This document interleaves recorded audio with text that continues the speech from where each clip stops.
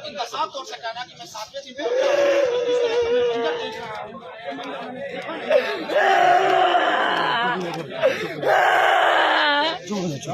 अपने आप को आज नहीं रोक पा रहा हूँ।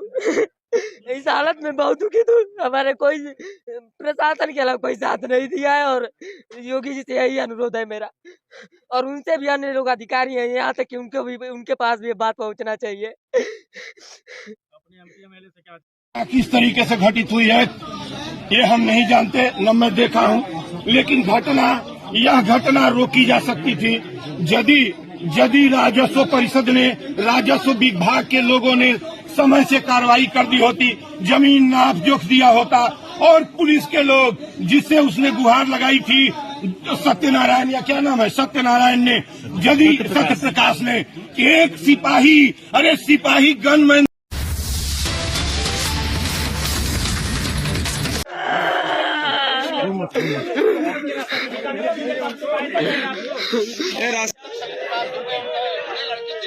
इनका साफ तौर से कहना कि मैं सातवें दिन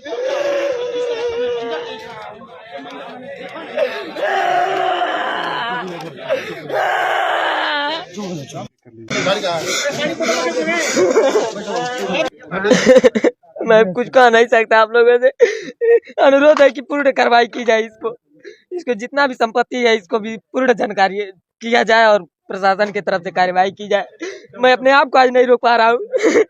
इस हालत में बहुत दुखी हूँ। हमारे कोई प्रशासन के अलावा कोई साथ नहीं दिया है और योगी जी से यही अनुरोध है मेरा, और उनसे भी अन्य लोग अधिकारी हैं यहाँ तक कि उनके पास भी ये बात पहुँचना चाहिए। अपने एमएलए से क्या चाहते हो बताओ? मैं कुछ कह नहीं सकता हूँ। मैं अपने बाप को नहीं रोक पा रहा हूँ। मेरे पास क्या कार्रवाई चाहते हो? क्या कार्रवाई?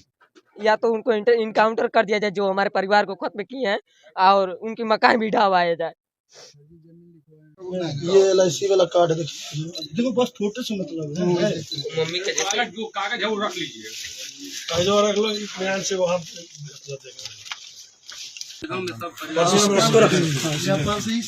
आपको आधार कार्ड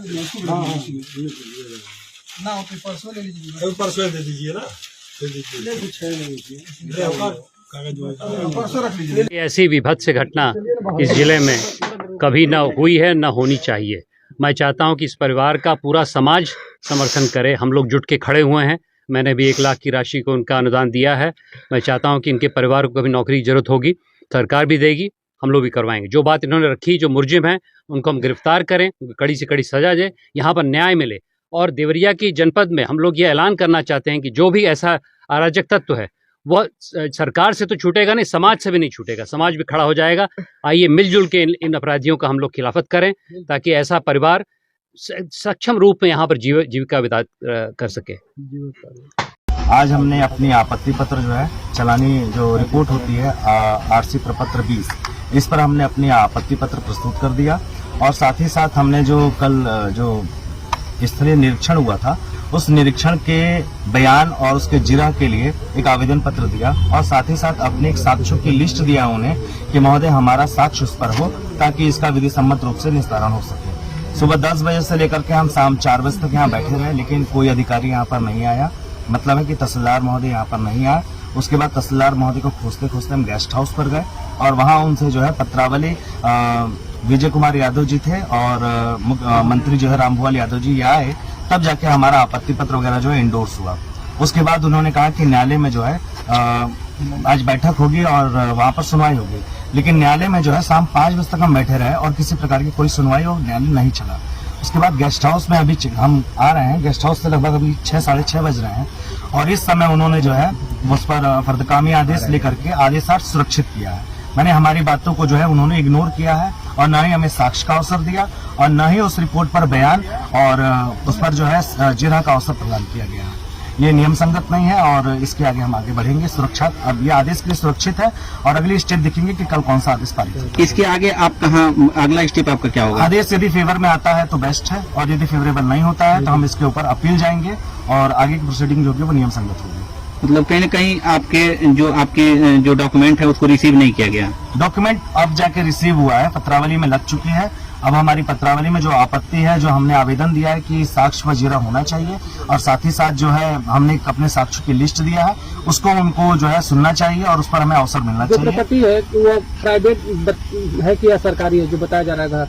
देखिए, उनकी रिपोर्ट बताती है प्राइवेट है, लेकिन जब स्थलीय निरीक्षण जो हुआ है, अगर वो नियम संगत नहीं है तो वहां पर दुविधा होती है। फसल कटने के बाद ही अगर स्थलीय निरीक्षण होता तो ये जो दिखा रहे हैं फेसबुक में अपना, उससे बिल्कुल विपरीत होता। हमने फेसबुक पर आपत्ति के लिए अवसर मांगा है, अब वो आदेशार्थ सुरक्षित किया, उस पर देखते हैं वो देते हैं या नहीं देते हैं। कोई किताब आपके द्वारा ले जाके उनको कुछ बताया गया है? हाँ, तो क्या मेरे द्वारा जो है 3-4 कानून उनको दिया गया है, जो है आरडी जो होती है हमारे यहाँ रेवेन्यू डाइजेस्ट, उसमें से कई सारे रूलिंग्स दिए हैं कि जो आप स्थलीय निरीक्षण करते हैं वो कम से कम 2 सीमानी पत्थरों के जरिए होना चाहिए, और यदि चलानी रिपोर्ट जो है भ्रामक स्थिति पैदा करती है तो वो रिपोर्ट खारिज होगी। इनकी चलानी रिपोर्ट जो है उसमें ये नहीं लिखा गया है कि कितने वर्षों से कब्जा है।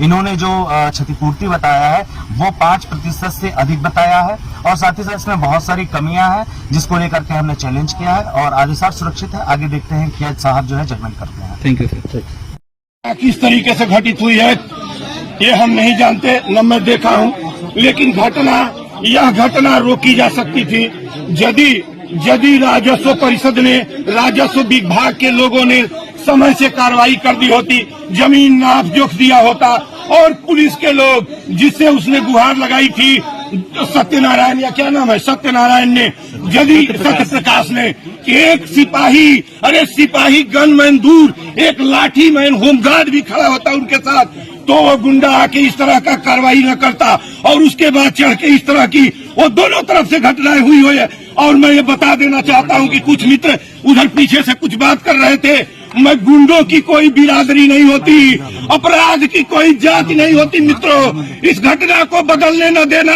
इस घटना को ब्राह्मण और यादव में बदलने न देना, ये महापाप होगा। मैं इस ऐलान करना चाहता हूँ देवरिया के लोगों से, लेकिन ये हीट करना है कि केवल पुलिस और राजस्व की लापरवाही से ये घटना घटित हुई है।